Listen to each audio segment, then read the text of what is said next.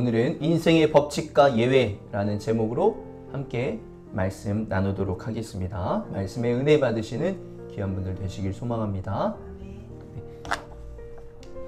우리가 인생을 살다가 보면 이해되는 때도 있는데 이해되지 않을 때도 참 많이 있습니다. 이 성경에서는 우리의 삶에 인생에 두 가지 법칙이 있다고 합니다. 첫 번째, 우리가 성경에서 지혜라고도 표현할 수 있을 것인데요. 특히 잠언을 대표하는 지혜라고도 할 수 있습니다. 우리가 지혜로운 사람이 되려면 잠언을 읽어라 뭐 이렇게 이야기를 하잖아요. 잠언에서 이야기하고 있는 대표적인 지혜, 오늘 두 가지 지혜가 있는데 그 두 가지 지혜 혹시 적으실 수 있으면 적으셔도 되고, 첫 번째는 무엇이냐? 규범적 지혜입니다. 같이 한번 따라 볼까요? 규범적 지혜. 규범적 지혜. 단어가 어렵기 때문에 꼭 기억하지 않으셔도 되는데 어떤 것인가는 알면 좋을 것 같습니다. 이 세상에는 하나님이 정하신 특정한 패턴이 있다. 같이 한번 따라 볼까요? 이 세상에는 하나님이 정하신 특정한 패턴이 있다. 이 세상에는 하나님이 정하신 특정한 패턴이 있다. 누구나 경험하는 반복적인 패턴이 있다는 거예요. 쉬운 말로 얘기하면 아침이 오면 저녁이 오고, 밤이 지나면 아침이 오고, 봄과 여름이 지나면 가을이 오고, 또 가을이 지나면 또 겨울이 오고, 겨울이 지나면 다시 봄이 오고, 이런 하나님이 정하신 규범이 있다는 것입니다. 그래서 우리가 1년도 조금씩 차이가 난다고 하지만 우리가 365일 이렇게 정해 놓잖아요. 물론 윤달이 있을 때도 있고 없을 때도 있고 한데도 365일이 그렇게 큰 차이가 나지 않게 돌아가고 있지요. 그러니까 하나님께서 정해 놓으신 패턴을 잘 알고 이해하고 그것에 맞게 살아가는 것이 지혜이다. 그 패턴을 잘 모르거나 아니면 알면서도 따르지 않는 것은 미련한 것이고 악한 것이고 무지한 것이다. 이렇게 볼 수 있다는 것입니다. 그것만이 이야기하는 것이 아닙니다.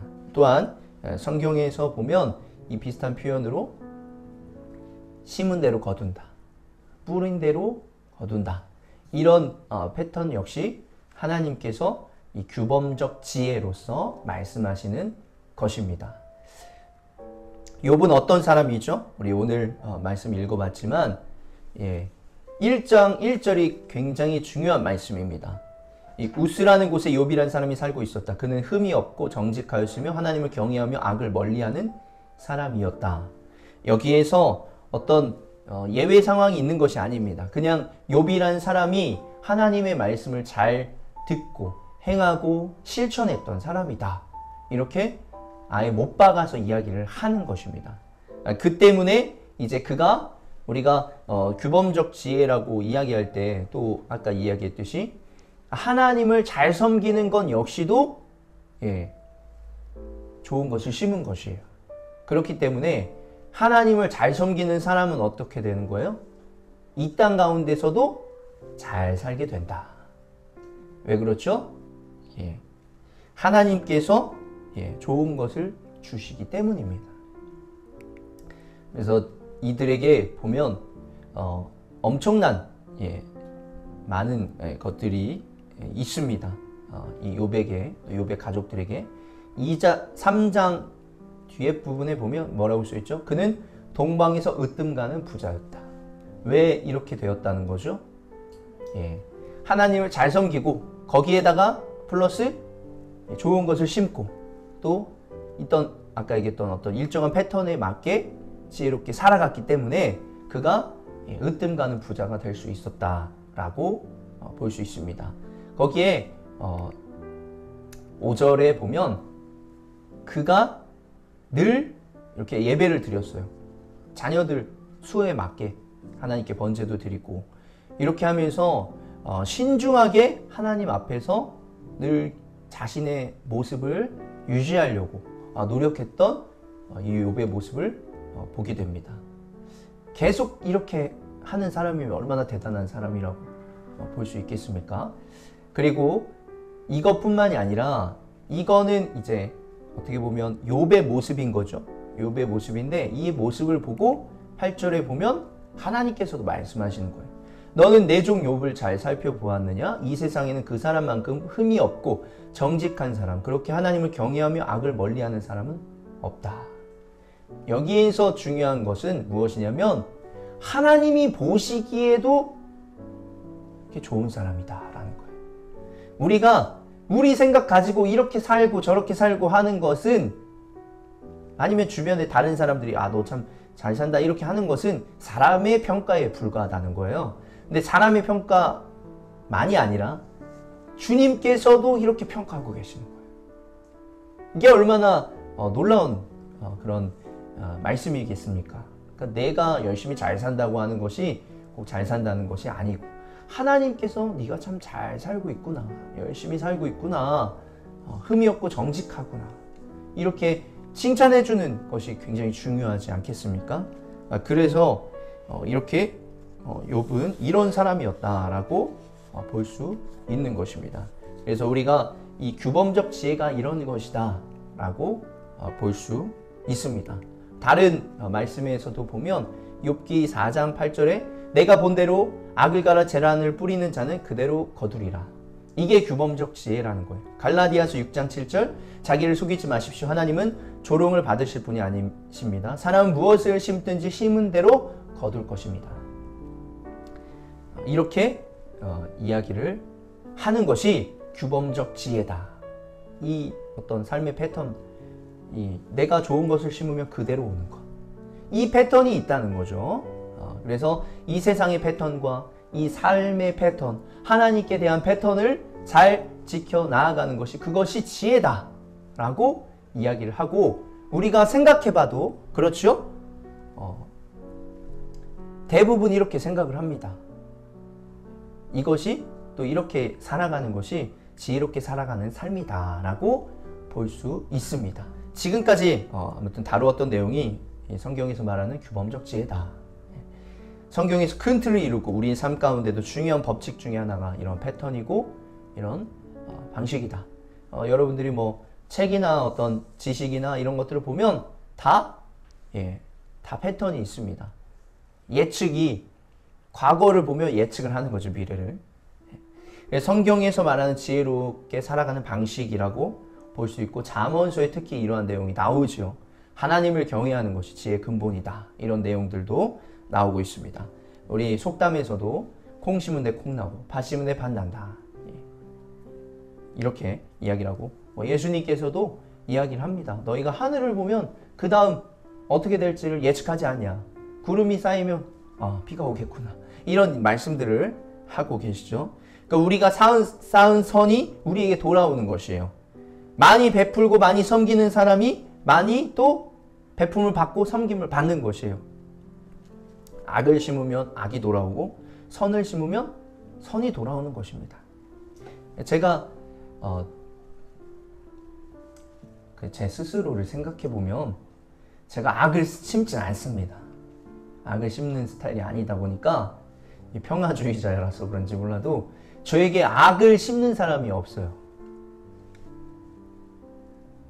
그러니까 물론 요새는 세상이 흉흉해서 갑자기 뒤에서 덮치는 경우가 있긴 하지만, 저는 어디 다니면서 그런 걱정 근심이 없어요. 누가 날 해야겠다 이런. 왜 그럴까요? 아까 얘기했듯이 악을 심지 않았기 때문에 누구와 다투거나 싸우거나 이렇게 하질 않습니다. 그렇게 하면 마음이 불편해가지고 그냥 또 지나가지 못해요. 그래서 웬만한 사람하고 오히려 그 사람과 좋게 끝내고 오히려 관계를 안 맺지 악한 관계로 남진 않습니다. 그래서 조금 더 이렇게 제가 좀 평안하게 사는 것은 아닐까 이런 생각도 들기도 하는데요. 이런 패턴을 가지고 저도 제가 의도하진 않았지만 그렇게 살아가고 있지 않았나 이런 생각들이 듭니다. 성경에서 말하는 지혜로운 인생을 사는 비결이 이 규범적 지혜를 잘 활용하고 지혜롭게 살아가는 것이다. 이렇게 이야기를 할 수 있습니다. 우리가 성경에서도 대표적으로 이야기하는 것이 무엇이에요? 하나님을 사랑하고 이웃을 사랑하는 것. 이것이 규범적 지혜라고 할 수 있는 거예요. 하나님을 사랑하고 이웃을 사랑하는 사람이 잘 안 될까요? 안 되기도 힘든 거예요. 이것이 규범적 지혜다. 근데 이와는 반대로 이제 무엇이 있어요? 반성적 지혜가 있습니다. 반성적 지혜. 한글 이 단어는 자체는 좀 어려운데 그냥 이런 것이 있다 이렇게 생각하면 될 것 같습니다. 이 세상에는 우리의 계획과 패턴대로 예측되지 않는다. 같이 한번 따라할까요? 이 세상에는 우리의 계획과 패턴대로 예측되지 않는다. 욥기에서 대표적으로 이야기하고 있는 건데 예외가 있다는 거예요. 이 세상의 모든 패턴과 이 계획대로 어떤 돌아가는 방식대로 되지 않는다는 거예요. 대부분의 경우 이 규범적 지혜 패턴이 적용되지만 자세하게 현미경으로 들여다보면 이 패턴에 어긋나는 예외가 너무 많이 존재한다. 그런데 이것으로만 이 세상이 돌아가지 않는다는 거예요. 이게 이제 욥기에서 말하는 것입니다. 무엇이냐? 이제 1장 9절에 욥이 아무것도 바라는 것이 없이 하나님을 경외하겠습니까? 지금 어떤 것을 이제 어떻게 보면 딴지를 거는 거냐면 당신이 잘해 주었기 때문에 그 패턴대로 당신이 해 주었기 때문에 욥이 하나님 당신을 경외하는 것입니다. 이렇게 이야기를 하는 것이에요. 그러면서 10절에 11절에 주님께서 그와 그의 집과 그가 가진 모든 것을 울타리로 감싸 주시고 그가 하는 일이면 무엇에나 복을 주셔서 그의 소유를 온 땅에 넘치게 하지 않으셨습니까? 이게 어떤 아까 앞에서 얘기했던 이런 규범적 지혜라고 이야기를 하는 것이에요.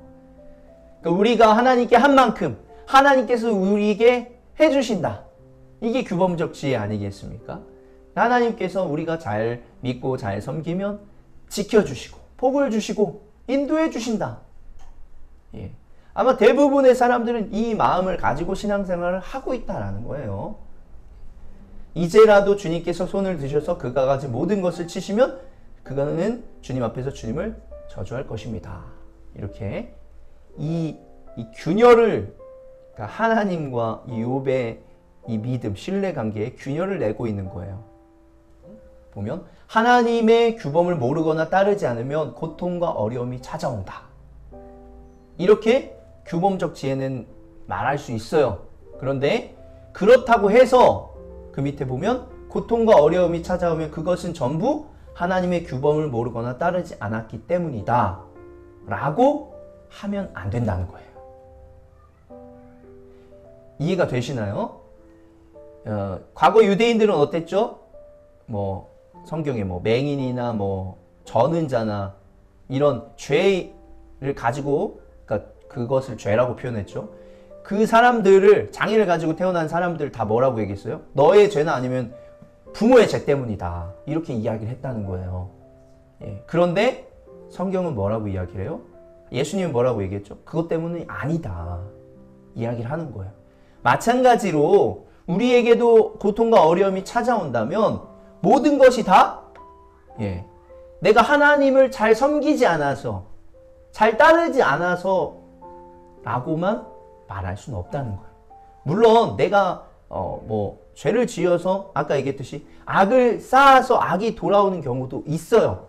그렇지만 모든 경우가 그렇지 않다. 좀 더 쉬운 얘기로 하면 우리에게 오는 고통이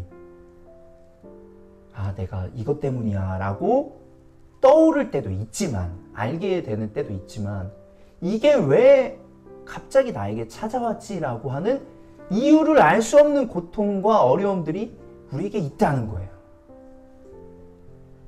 이해가 되시나요? 예. 욥은 그만둔 재산이 다 사라졌어요. 그리고 가축들도 다 죽었고 함께 일하는 종들도 죽고 가족들도 죽었어요. 아내는 쌍욕을 하면서 비난을 하면서 떠나갔고 그리고 자기는 악성 종기가 생겨서 너무 간지러워서 미칠 것 같은 그런 상황에 놓여 있었습니다. 그러자 욥의 친구들이 와서 말합니다. 뭐라고 얘기해요? 너 회개해라. 네 죄가 많아서 지금 이러한 일들이 일어나는 거다. 하나님께서 이 욥기의 가장 큰 단어, 주제라고 할 수 있는데 까닭 없이, 이유 없이라고 할 수 있는데 하나님께서 까닭 없이 이유 없이 너에게 이런 일을 일어나게 해주실까? 다 네가 했었던 것들 중에서 잘못된 게 분명히 있으니까 이렇게 일어나는 거야 라고 합니다. 그러나 욥기를 읽어보면 욥은 진짜 아무런 잘못을 저지르지 않았다는 거예요. 아까 1장 1절의 말씀이 굉장히 중요한 말씀이라고 했잖아요. 또 하나님께서도 그를 굉장히 칭찬을 많이 하는 것을 보게 됩니다. 이처럼 반성적 지혜는 욥처럼 아무런 잘못이 없는 사람에게도 불행이나 고난이 찾아오는 경우가 있다는 거예요. 또 다른 말로 얘기하면 하나님께서 다스리시는 이 세상은 인과응보, 아까 얘기했던 패턴에 따라서 규범적 지혜의 원리로 모든 것을 설명할 수 없다. 이게 욥기가 주는 지혜서의 특징이다 라는 거예요. 이 세상에서 아무리 뛰어난 지혜가 있는 사람에게도 왜 이런 일이 일어나죠? 라고 물어보면 나도 모르겠어 라고 대답할 수 있는 일들이 이 세상에 엄청 많다는 거예요. 이런 것들을 우리가 기억하며 나아가면 좋을 것 같습니다. 그래서 우리가 지금까지 나눈 말씀들을 이 규범적 지혜와 반성적 지혜에 대해서 말씀을 나눴는데 이것을 통해서 우리가 간단하게 한 3가지 정도로 좀 나누면 좋을 것 같습니다. 첫 번째는 우리는 하나님을 우리의 틀 안에 가두면 안 된다는 것이에요. 이사야 55장 8절 9절에 나의 생각은 너희의 생각과 다르며 너희의 길은 나의 길과 다르다. 주님께서 하신 말씀이다. 하늘이 땅보다 높듯이 나의 길은 너희의 길보다 높으며 나의 생각은 너희의 생각보다 높다. 이 세상은 우리가 알지 못하는 것들이 훨씬 많습니다. 아직도 제대로 답변할 수 없는 영역들이 엄청 많아요. 이럴 것이다, 뭐 저럴 것이다 이렇게 추측하고 예측하는 것은 있지만 확실하게 대답할 수 없는 영역들이 굉장히 많이 있습니다. 간단하게 얘기하면 뭐 우주에 대해서 아니면 우리 죽음 이후에 대해서 이런 것들만 해도 설명을 못 하잖아요.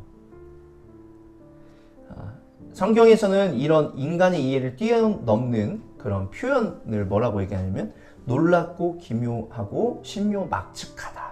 이런 기사와 이적의 영역이 존재한다라는 것이에요.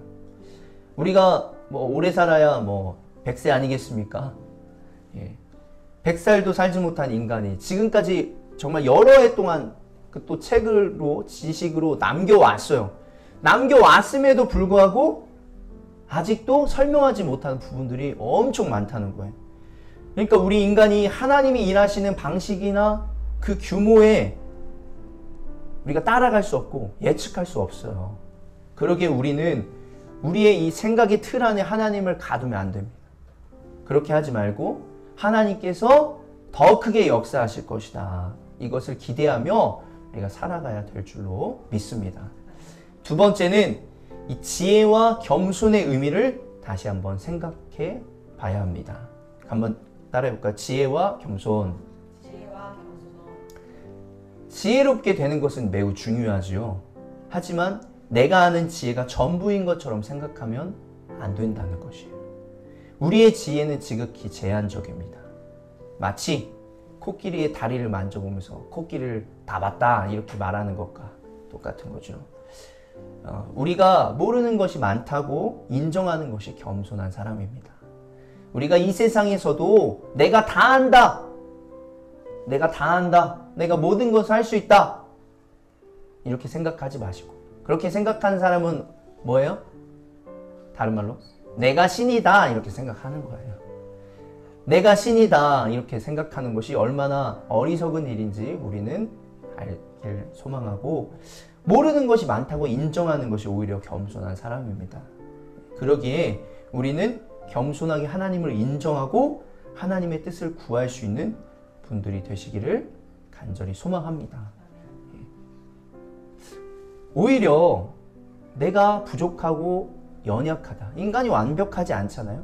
그것을 고백하며 인정하며 완전하신 하나님을 의지하며 살아가는 게 지혜로운 사람이다 라고 볼 수 있다는 거예요. 그것이 겸손한 사람입니다. 그래서 이런 부분들을 여러분들이 기억하시며 나아가면 좋을 것 같습니다. 세 번째는 다른 사람의 고통을 쉽게 말하면 안 된다라는 거예요. 뭐 우리 욥도 지금 욥기서도 지금 욥이 당한 고통에 대해서 친구들이 말하죠. 얼마나 아는 척을 하는지 알 수 없습니다. 고통을 당하는 사람에게 일일이 설명하는 것보다 네가 왜 고통을 당했어? 이것 때문이야. 저것 때문 아니야? 이렇게 설명하기보다 차라리 고통을 함께 나누어 줄 수 있는 분들이 되면 좋겠습니다. 왜 그런지 이렇고 저렇고 말하는 건 역시 틀릴 수 있어요. 그리고 하나님께서 이런 우리들을 보면 어떻게 생각하겠어요? 교만하다고 생각하는 거예요. 지난번에도 말씀드렸지만 우리들은 다른 사람들의 고통에 대해서 굉장히 쉽게 생각하고 이렇다 저렇다 얘기하지만 정작 나의 고통에 대해서는 나의 고통이 찾았을 때는 어떻게 해요? 왜 갑자기 이런 일? 내가 이해되지 않는 고통이 너무 많다는 거예요. 뭐라고 말 못하지 않습니까? 그러기에 차라리 함께 기도해주고 함께 아픔을 나누어 줄 수 있는 분들이 되면 좋을 것 같습니다. 말씀을 마무리합니다. 우리의 인생이 우리의 계획대로만, 우리의 계산대로만 된다면 얼마나 좋겠습니까? 하지만 우리의 인생도 그렇고 이 세상에도 늘 예외가 존재한다. 이렇게 성경이 말하고 있습니다.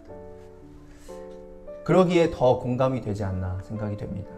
이런 상황들 가운데에서 우리는 이럴 때일수록 더 기본으로, 더 처음으로 돌아가야 되지 않을까 생각이 됩니다.